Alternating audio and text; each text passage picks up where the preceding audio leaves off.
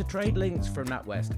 I'm Tim Phillips, and we have the A-list panel with us today. So welcome to Aastha Gupta, who is European economist, economics and market strategy, NatWest Markets. Hi, Tim. Hello, Aastha. Aastha, how long have we known each other? How many of these episodes have we done? Quite a few. Quite a few.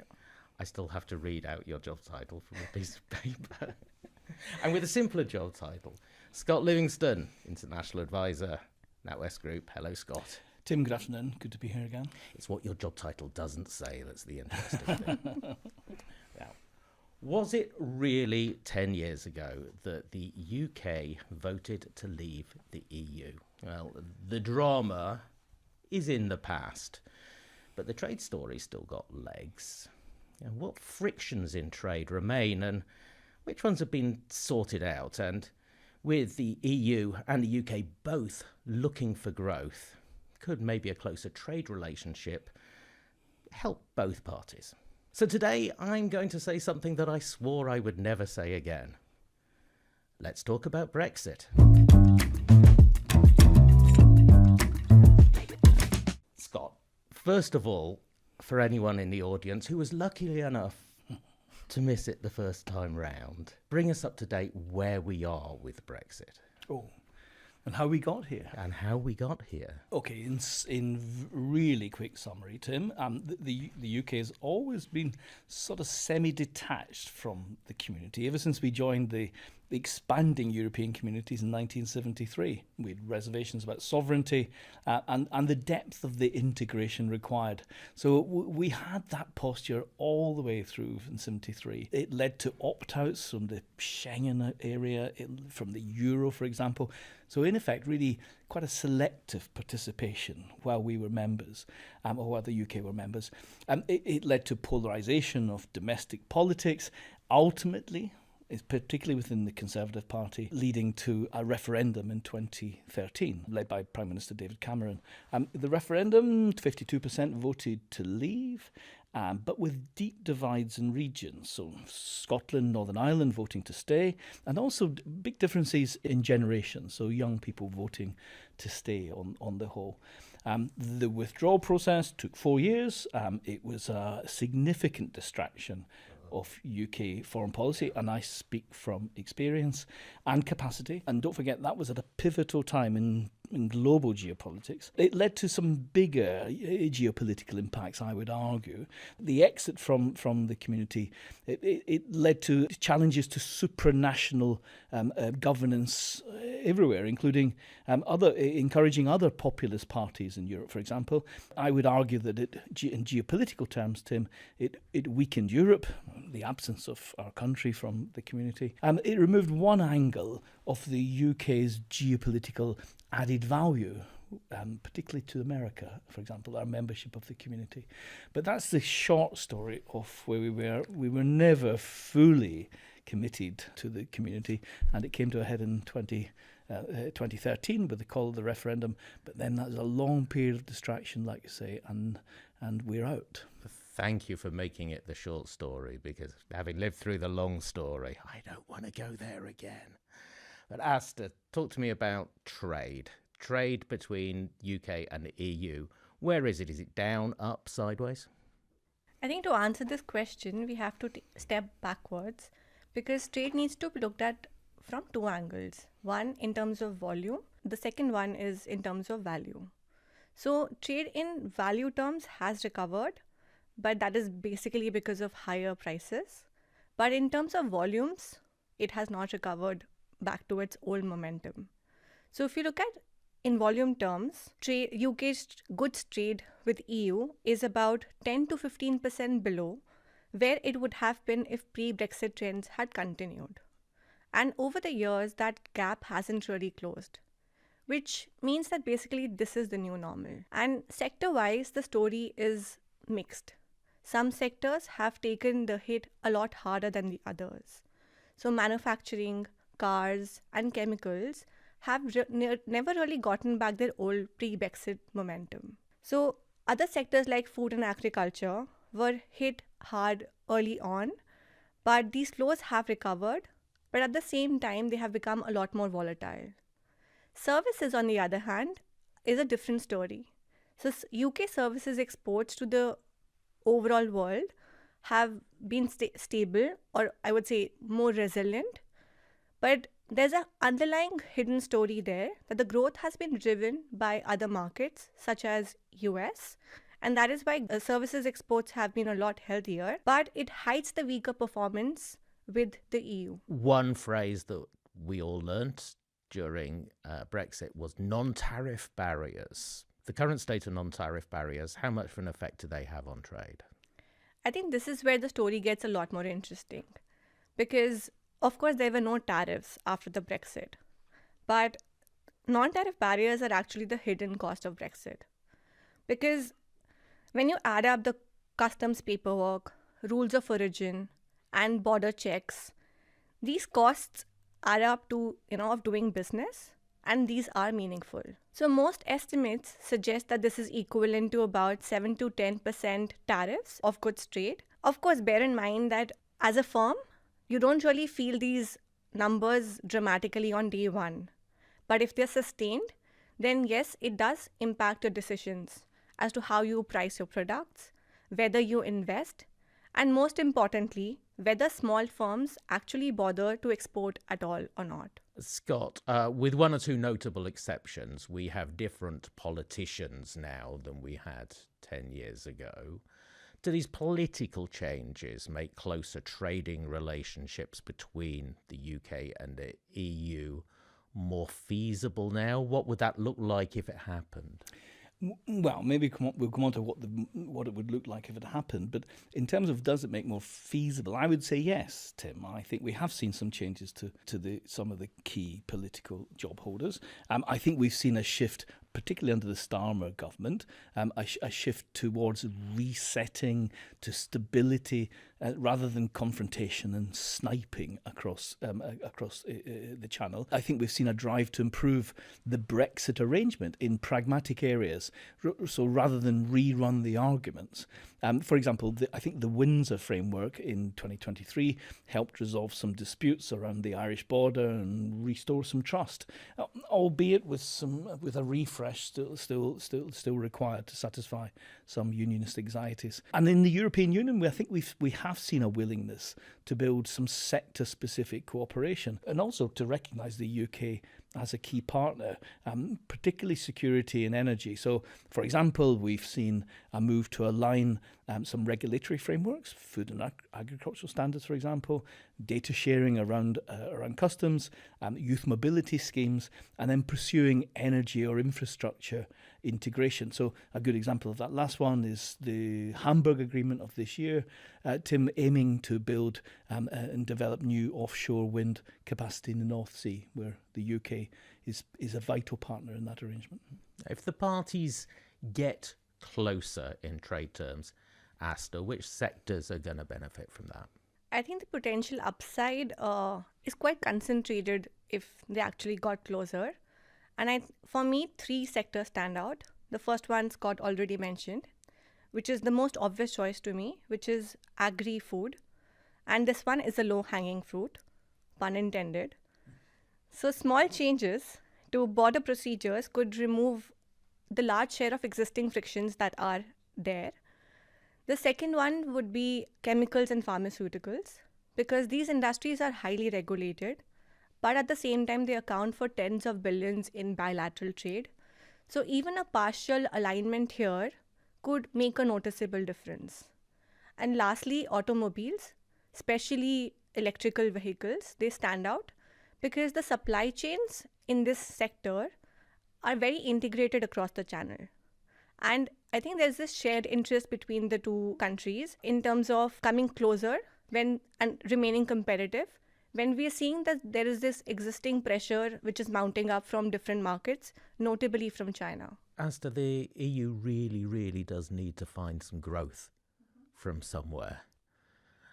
How might this affect the relationship? Do you think that might make it closer? I think it really changes the incentives. So the trend growth in euro area is close to about 1%, and even the larger economies are struggling to expand.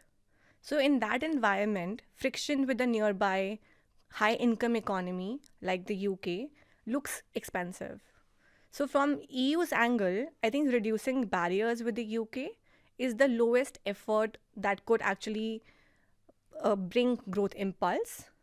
And from the UK's side, I think the maths is very clear. Improving trade with the EU could bring a lot more growth than any new trade deal could actually accomplish. Scott, what's going to happen in the next 3 or 5 years? I think there is and we've spoken before about the broader geopolitical picture, Tim, and I think that those geopolitics, that global picture presents a sort of an unavoidable, sort of almost a gravitational pull towards greater alignment between the UK and the EU in the coming years. I think the underpinning of that force, firstly, we've got a hostility coming towards our geography from Russia, and you've heard me argue that will persist for some time. Yeah. And then I think we've also seen signs of long-lasting isolationist tendencies from the US, plus quite a profound uncertainty as to US attitudes or US government attitudes towards Europe. And I think there is a growing acceptance that this is for the long haul. This is not a cyclical political phenomenon. So I think there is like I say, these very compelling forces will be shifting the UK towards greater alignment. However, equally there is a countervailing sort of set of pressures and compelling obstacles to not going too far too fast. So we're seeing, I think, a pragmatic incremental tempo returning to alignment rather than institutional reintegration, and I think there is a difference. I mean, it's a quote that I've used before, Tim. I think the broad geopolitical picture is heading towards a world of spheres of influence, a Chinese sphere of influence, an American sphere of influence, and I really do think that the next half dozen years or so is a time for Europe and the UK to decide where it stands in this world. And the quote is, if you don't have a sphere of influence, then you're probably in someone else's. There is still a constituency, certainly in the UK, that would consider any alignment to be too far too fast. Indeed. Isn't there? Indeed. Yeah. Okay, we will be talking about this again, I am sure. Okay, so it's a double birthday episode this time round, because it's just over a year since Liberation Day. Now, we've discussed this before on Trade Links, and we all recall Donald Trump sitting there holding up those charts with all the tariffs on them, 60% and 70%. Now, it was the time, however, Aastha, when tariffs and those tariff numbers became the central tool of US trade policy. 1 year on, how do the tariffs charged represent the tariffs that were nominally imposed? So with a year's distance, I think it's a lot easier to actually differentiate the initial shock from the reality underneath. Yeah. So Liberation Day was meant to look like a clean break, a big reset of US trade policy. And initially the shock really was quite big. Within months, we saw that the headline US tariff rate jumped from around 2.5% to over 20%. And these are levels which we haven't really seen in over a century. No. So on paper, it really looked like that a wall was actually going up around the US. But almost immediately, the reality kicked in. Exemptions appeared, carve-outs multiplied, and the system became a lot more flexible. It was reciprocal, but also at the same time messier than the actual original announcement had suggested. So the shock was quite real, but it was opaque, flexible, and messier. This is a real test of trade economics, is whether what it predicted actually happens. How have these tariffs affected prices and volumes and revenues for the US government? So I think the simplest way to think about this is that tariffs actually changes behavior more than they change outcomes. Uh-huh. So on prices, yes, some of those costs did get passed through, especially industrial goods, but they were nowhere close to the headline tariffs that we saw, dramatic numbers. So even though the headline tariffs went above 20% last year, but what actually firms are paying is closer to around 10% because of exemptions, negotiations, and the workarounds. On volumes, I think the biggest effect was on timing because we saw that the firms front-loaded their imports ahead of the April announcement, with imports running at double-digit growth in the first half of the year. And then obviously volumes went back and fell again once the tariffs fully kicked in August. So yes, we saw a spike, a drop, rather than a clear decline. On revenue, the receipts rose, but they were much less than what the tariffs suggested. And the gap between the headline tariff rates and the actual customs revenue collected actually shows that how firms adjusted the supply chains and actually rerouted trade through different countries. And I think crucially, despite all of this, the tariffs didn't really achieve their main aim that they had actually, talked about. The US goods trade deficit didn't narrow. It actually widened over the year.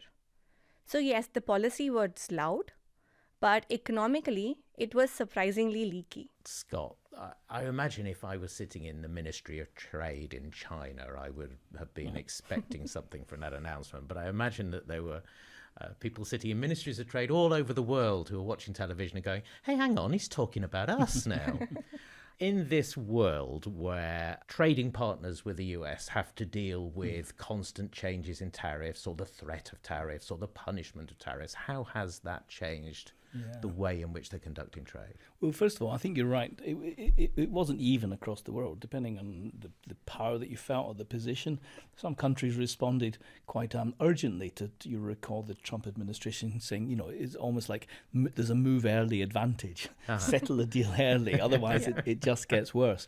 But the playbook really for all countries across the world had a couple of common components. The first one was negotiate and negotiate some more. And really to expect this would not be easy and that the discussions would last a long time, but to make it narrow, to really do it bilaterally, step away from multilateral frameworks and engage on a bilateral basis. I think many countries launched into that and tried to carve out some exemptions wherever they could. Some countries, the second piece was retaliation.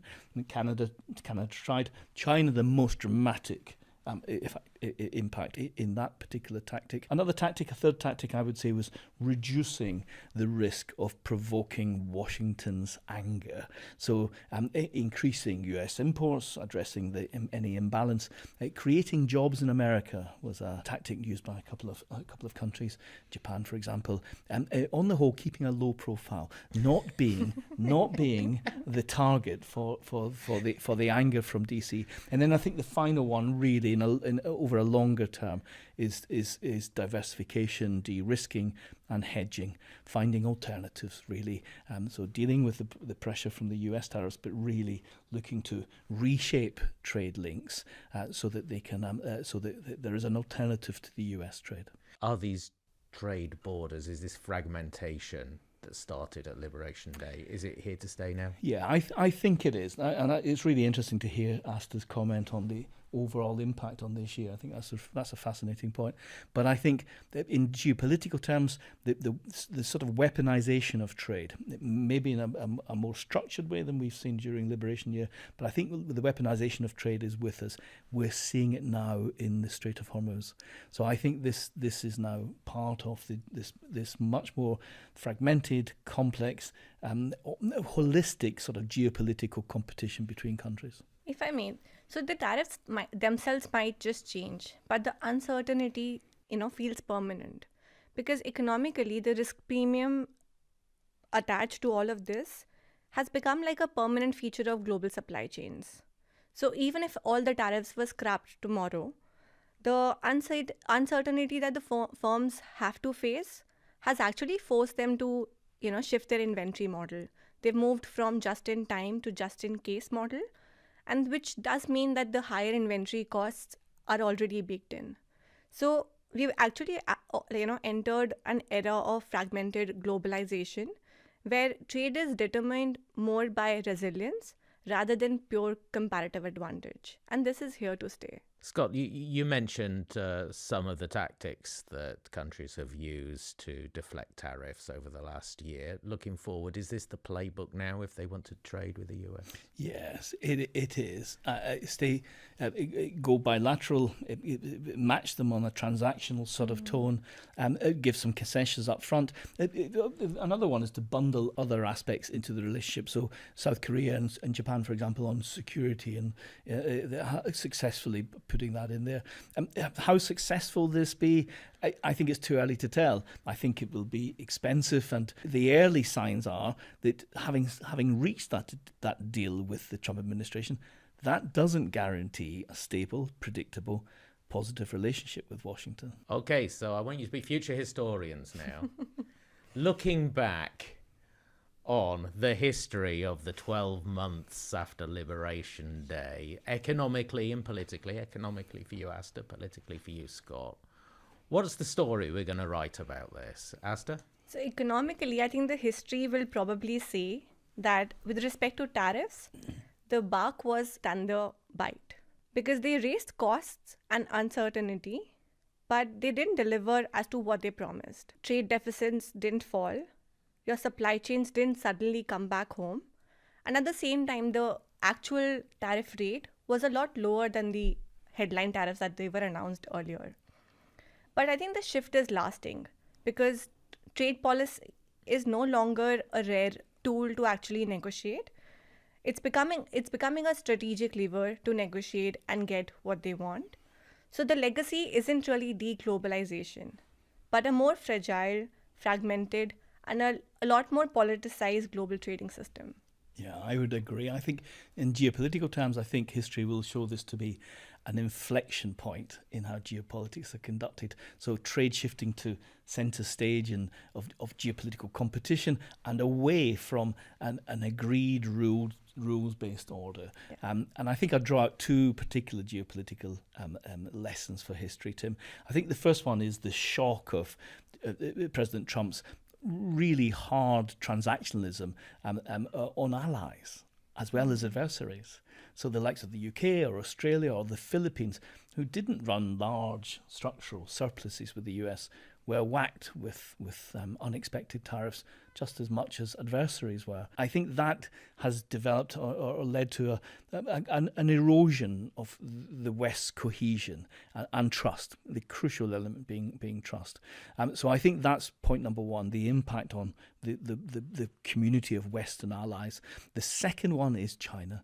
And I mentioned it earlier on. I think China's retaliation to 135, 145% tariffs was effectively initially turning off agricultural imports, but really causing some pain by turning down the supply or restricting the supply of rare earths or rare earth products, permanent magnets, for example.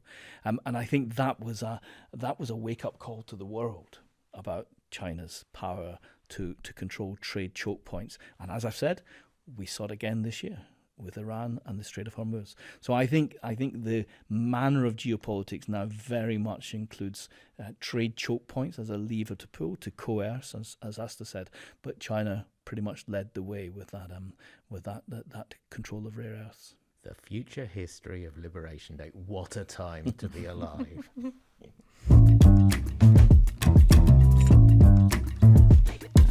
Okay, now we get to my favourite bit of the show, where both of you tell me something that is on your agenda, something that the rest of us might well have missed. Aastha. So I think I'll be keeping an eye on the sanitary and phytosanitary agreement. So there is some momentum happening in this space with UK and EU. If that actually goes through, then it could bring down the border checks on food and drinks by around 80%. So for the UK, it is a quick win especially for small exporters. Yes, it might be a boring technical detail on paper, but it could have growth implications next year. It's definitely not a boring technical detail for many of them, is it? Absolutely. Scott? So Tim, I think my point for the radar is the sense of divergence that we're seeing between the United Arab Emirates and Saudi Arabia. Now, we've seen them in April. We've seen two big events happen. We've seen the Emirates pull back a loan that they made to Pakistan back, I think, in 2019. It was expected to roll over, but it's been sharply pulled back in. Now, Saudi Arabia made good the shortfall into Pakistan coffers. So Pakistan still has the funds, the foreign exchange funds, but it is a demonstration of a change in Abu Dhabi in terms of how they see the region and how they're diverging from Saudi Arabia. And then secondly, we've seen the Emirates declare their intention to leave OPEC, which again suggests that we are seeing divergence, not convergence. And I would argue that matters. It matters between the two countries, obviously. It matters in the region, and it matters beyond. There's a good news, bad news story on your agendas today. Thank you very much for both. Thank you, both of you, for your contribution today. Yeah, I was making fun of it, but it is really important to look back, and it's very interesting and very instructive. Thank you very much, Aastha. Thank you so much, Tim. And Scott. Thank you, Tim. And thank you to all of you for watching and listening. If there is something that you want us to cover on Trade Links, let us know, and we will, of course. Please leave us a review. Tell someone else about us if you like Trade Links. We'll see you soon.